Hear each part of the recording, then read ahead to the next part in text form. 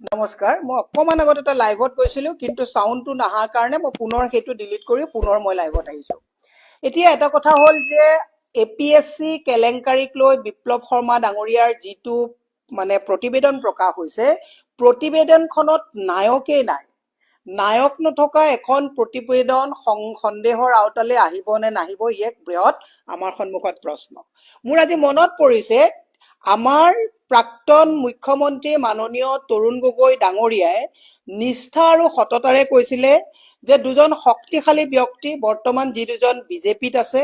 সেই মন্ত্ৰী দুজনে হাৰাশাস্তি কৰি ব্যতিব্যস্তি কৰি তেওঁলোকে ৰাকেশ পালক লৈ আহিছিলে ৰাকেশ পালক চেয়াৰমেন দিয়াৰ তেওঁৰ কোনো অভিসন্ধি নাছিলে আৰু ৰাকেশ পালে কাক কাক কেনেকে ক'ত এপিএসসিত চাকৰি দিছে কি দিছে সেইটো লৈ পেলাই তেওঁ জ্ঞাত নহয় আৰু সেই কাৰণে তেওঁ কৈছিলে যে এটা সিবিআই এনকোৱাৰী হ'ব লাগে এতিয়া আমাৰ প্ৰশ্ন হ'ল